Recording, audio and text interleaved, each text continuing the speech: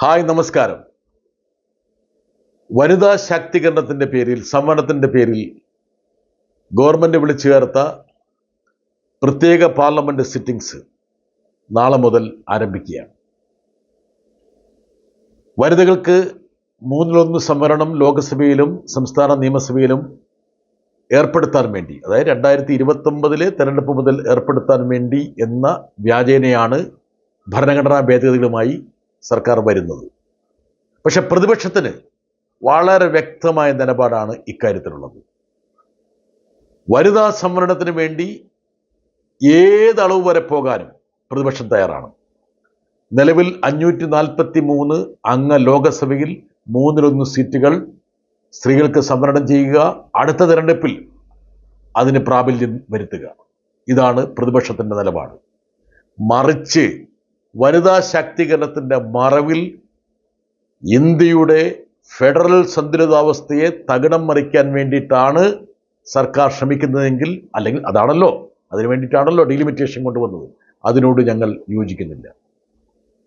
സർക്കാർ കഴിഞ്ഞ ദിവസം വിതരണം ചെയ്തിരിക്കുന്ന ഡീലിമിറ്റേഷൻ ബില്ലിൽ, അതായത് മണ്ഡല പുനർനിർണയ ഭേദഗതിയിൽ പറഞ്ഞിരിക്കുന്നത് ഇതാണ്: 971 സെൻസസിന് പ്രകാരം 2011 സെൻസസ് പ്രകാരം സീറ്റുകൾ ക്രമീകരിക്കുമെന്നുള്ളത്. എന്ന് വെച്ചാൽ പരമാവധി 850 ലോക്സഭാ സീറ്റുകൾ. ആ 850 ലോക്സഭാ സീറ്റുകൾ ആർക്കൊക്കെ കിട്ടണം, ഏതൊക്കെ സംസ്ഥാനങ്ങൾക്ക് വകവെക്കണം എന്നുള്ളത് തീരുമാനിക്കുന്നത് 2011 സെൻസസ് പ്രകാരമാണെന്നുള്ളത്. ഇതുമായി ബന്ധപ്പെട്ട് ഒരു ചെറിയ കണക്കുകൂട്ടലുകൾ നമ്മൾ നടത്തിയപ്പോൾ ഇതെങ്ങനെയാണ് പോകുന്നത് നമുക്ക് നോക്കാം. നിലവിൽ ഉത്തർപ്രദേശിൽ 80 ലോക്സഭാ സീറ്റാണുള്ളത്.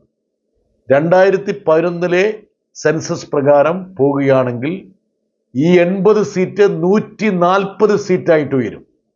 ബീഹാറിൽ നിലവിൽ 40 സീറ്റാണുള്ളത്.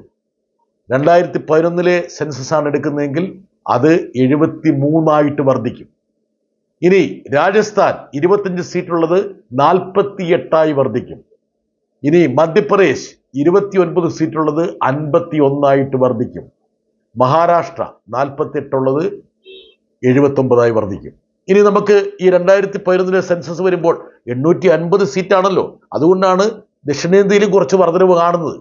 ഇപ്പോൾ തമിഴ്നാട്ടിൽ 39 സീറ്റിന് പകരം 51 സീറ്റ് ഉണ്ടാവും. കേരളത്തിൽ 20 സീറ്റിന് പകരം 23 സീറ്റ് ഉണ്ടാവും. ആന്ധ്രാപ്രദേശും തെലങ്കാനയും കൂടെ എടുത്തു കഴിഞ്ഞാൽ അവർക്ക് 59 സീറ്റ് കിട്ടും. ഇതിന്റെ അർത്ഥം എന്താണ്? നിലവിൽ ലോക്സഭ അംഗബലവുമായി ബന്ധപ്പെട്ട അനുപാതം ഗണ്യമായിട്ട് തകിടം മറിയും. ഒരു ചെറിയ ഉദാഹരണം പറയാം. അതായത് ഉത്തർപ്രദേശിന് ഇപ്പോൾ ലോക്സഭാ സീറ്റുകളുടെ കാര്യത്തിൽ 14.7% പങ്കാളിത്തമാണുള്ളത്.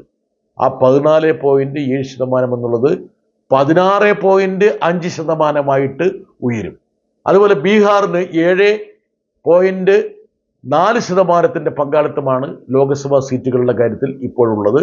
അത് 8.6 വർദ്ധിക്കും. ഇനി തമിഴ്നാടിന് നിലവിലുള്ളത് 7.2, അത് 6% കുറയും. കേരളത്തിന് നിലവിലുള്ളത് 3.7% സീറ്റുകളാണ്. ആ സീറ്റുകൾ 2.7 കുറയും. ഇപ്പോൾ കാര്യം മനസ്സിലായല്ലോ എവിടെയാണ് ഈ അപകടം പതിയിരിക്കുന്നത് എന്നുള്ളത്. അപ്പോഴാണ് സർക്കാർ പറയുന്നത് ബില്ലിൽ അങ്ങനെയൊക്കെ ഉണ്ടാവും, പക്ഷെ ഞങ്ങളൊരു കാര്യം ചെയ്യും, ഇതെങ്ങനെ പങ്കുവെക്കണമെന്നുള്ളത് ഞങ്ങൾ ഡീലിമിറ്റേഷൻ കമ്മീഷനെ ഞങ്ങൾ അറിയിക്കുന്നതാണ്. അവരത് പങ്കുവെക്കും. എങ്ങനെ പങ്കുവെക്കും? എല്ലാവർക്കും 50% വർധന കൊടുക്കാം. അതൊന്നും ബില്ലിലില്ല. ബില്ലിലില്ലാത്തതൊന്നും നമ്മൾ വിശ്വസിക്കാനും പോകുന്നില്ല. ഇനി അഥവാ ഡീലിമിറ്റേഷൻ കമ്മീഷൻ പറയാണ് എല്ലാവർക്കും തുല്യ രൂപത്തിൽ അനുപാതമായിട്ട് 50% വർധനവ് നൽകുമെന്ന് പറഞ്ഞാൽ അപ്പോഴും അപകടമുണ്ട്. എന്താ കാരണം? ഞാൻ നേരത്തെ സൂചിപ്പിച്ചതുപോലെ രാഷ്ട്രീയത്തിൽ അനുപാതവും ശതമാനവുമല്ല പ്രസക്തം, ആബ്സലൂട്ട് നമ്പറാണ് പ്രശ്നം. ആരുടെ കയ്യിലാണോ കൂടുതൽ നമ്പർ ഉള്ളത്? ചെറു കക്ഷികൾക്ക്, വൈവിധ്യമാർന്ന രാഷ്ട്രീയ പ്രസ്ഥാനങ്ങൾക്ക് അവർക്കുള്ള പ്രാധാന്യം കുറയും.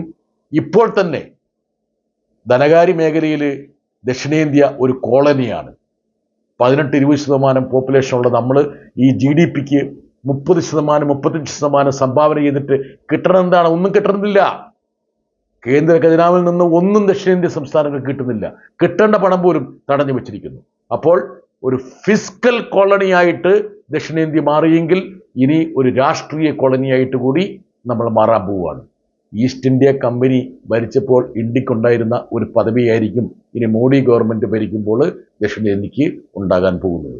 അതുകൊണ്ട് വരുന്ന 3 ദിവസം നിർണായകമായിട്ടുള്ള ഒരു ചെറുത്തുനിൽപ്പ് നടത്താനാണ് പ്രതിപക്ഷം തീരുമാനിച്ചിരിക്കുന്നത്.